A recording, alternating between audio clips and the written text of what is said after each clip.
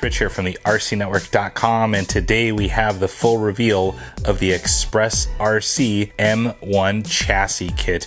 Now, of course, this is a kit version, so not everything you see there in the screen comes in the box, but what you do get is a pretty good chassis that gets you going for either drifting or some touring car. Now, what exactly is the M chassis kit? Well, Xpress RC labels this a mid-motor, rear-wheel drive M chassis, which kind of stands for medium. It's in between their K, which is their ultra tiny version, and their Execute version, which is a standard touring car. So this is right down the middle of those two chassis. So before we dive into my purple wonder, let's go ahead and check out how the kit is and how the kit assembled. All of the Xpress kits that I've had have come in this tiny box. Now this is about 2 inches high, 6 inches deep, and about 12 inches long in size. Very small for a chassis kit. So with that, you do not get any wheels, tires, body, or electronics in this kit. Now, one of the most disappointing things when I opened up my Xpress M1 kit was it came with this little pamphlet right here to say download my instruction manual at this QR code. Now, just like with the K chassis, the manual was not available at the time, so I did have to print it out, which I understood. This one, no manual was even attempted to be placed in the box, and that was a little bit of a bummer because I had to print out a 27-page manual online. Now with that, not sure if there was an issue with their site, but several of my pages came out completely unreadable. Even as close as page 1, all of the colors were off and it just kind of bled down the sheet here. You can even see in here on the rear differential right there as well. One good thing about the manual is Xpress RC actually did their homework and completed this thing 100% before releasing it to the public. So all the information was included in this manual and I didn't see any issues when building it. I think for a $200 premium kit like the Xpress RC kits are, they should include a manual. It's expected these days in all kits that I open, and it was a little bit of a bummer not to see a manual inside the box. Some of the tools needed to assemble your Xpress M1 kit are some standard metric tools, including a 1.5, 2.0, and 2.5 hex driver set. You'll also need a 7.0 and a 5.5 nut driver, a pair of good scissors to clip parts off of trees, and a good sharp X-Acto knife just to trim all the flashing. Some supplemental tools that make the build go even easier is a good set of shock shaft pliers, a pair of needle nose pliers, and of course a 4mm turnbuckle wrench. This car has a lot of turnbuckles and you'll be using this tool a lot. Some of the parts left over in the box were a couple of body post extenders, some additional servo horns if you're running a 23 or 24 tooth servo. I'm running a 25. There is a diff locker if you choose to run this in drift mode. There is a pinion pulley that I chose not to run. I opted for the optional aluminum version. There is a spare parts bag, which is pretty nice. It gives you some extra body clips, a couple extra ball studs, and some spacers. You do get the spacers if you choose to run a longer traditional stick pack. I'm running the shorty size, and a whole array of extra rod ends for all of the different turnbuckles that are on this vehicle. Now the kit did come with 3000 CST weight oil for the rear differential and 500 CST oil for the shocks. However, you will have to supply your own Loctite for all of your metal to aluminum threads, some chapstick for lubricating all of the turnbuckles on this. We'll get to that in a minute, and also some blue O-ring grease from ProTech RC. I like to use this on building my shocks just to keep everything all nice and friction free. To finish off the exterior of your Xpress M1 chassis, you'll have to supply your own wheels and tires and also body. Now for the tires, I went with the Xpress RC mini rubber tires. These are a little bit smaller than your standard touring car, so I believe they're right around a 24mm wheel, and it has the tire included. You just gotta glue them up. As for the body, I wanted something a little bit different, so I chose kind of a hatchback mini fan design. It was made by Active Hobby, and they call it the Yaris, so by Toyota. It's kind of official, but it's slightly not official. There was some decals in the kit that look like they are somewhat scale in nature with some Alpine and a couple of Toyota emblems and whatnot. However, they don't really fit this vehicle. The Toyota emblem is very, very large, the one by my thumb there, and didn't fit on the center of the front grille area. Moreover, the body is designed for this size of chassis, but not really. You can see that the fender flares stick way out about a good ½ inch. The body is a little bit flimsy, and the decals I found to peel up on all of the corners. Not really good quality decals, so I was a little bit disappointed in that. Since the Yaris body did come clear, I had to paint it. I ended up using the Pactra Candy Purple right here as a first coat. Actually put about 3 coats of this on, and then finished it off with some Sprint White just to give it that more kind of royal purple look.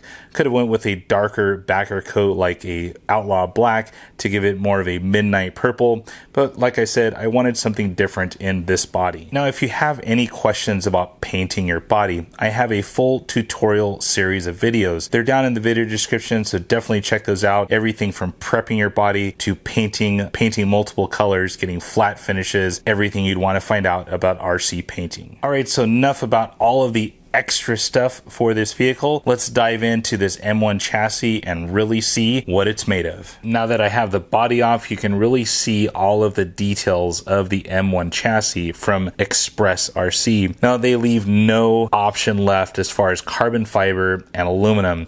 This thing is pretty much all carbon fiber and aluminum, to say the least. There's lots of good details from the chassis to the rails to the A-arms. Pretty much everything on this is premium parts. In comparison to the K chassis, which is its smaller brother, you pretty much have the exact same layout. There's no difference on these two chassis, except this one is just a little bit longer. Now all the space is made up right here where the electronics is. There's just a little bit more space now with the M chassis, about a good inch and a half difference between this chassis and the K chassis. As for electronics, I dropped in some pretty good stuff that I had on hand here.